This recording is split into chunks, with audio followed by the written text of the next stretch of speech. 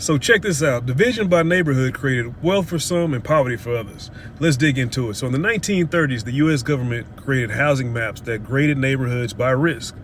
Areas with black families, even middle-class ones, were outlined and red labeled too risky for loans. This practice became known as redlining. The results? White families were approved for low-interest home loans in suburban neighborhoods. Their property values skyrocketed over decades, building generational wealth. Meanwhile, black families were locked out of those same properties and same opportunities. Even worse, redline neighborhoods saw less investment in schools, businesses, and infrastructure. Property values dropped and poverty was concentrated into those areas. Banks, real estate developers, and the governments profited from suburban growth while entire black communities were intentionally starved of resources. This wasn't by accident. Division was baked into housing policy as it created one of the biggest wealth gaps in American history.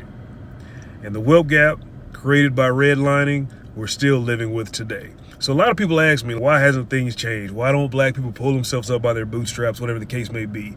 If you listen to these stories, these generational consequences of things that were done back then are still being felt today. And trust me, we are working. I have never made an excuse from where I am in life and where I'm headed. I'm grinding every day to provide the best opportunity for my family and my kids. You understand what I'm saying? So don't throw a blanket statement on everybody and be like, all black and brown people do is make excuses. It's not that, but you do need to understand the reason where we are today is because a couple of generations ago, systems were set up in place to keep us here, and we're doing our damnedest to get out. Thank you for comments, thank you for your sharing, and thank you, please like these videos, man, so it'll push me up in the algorithm, and I can feel like I'm doing something for the community, bring people together. I love y'all. Until next time, RDP out.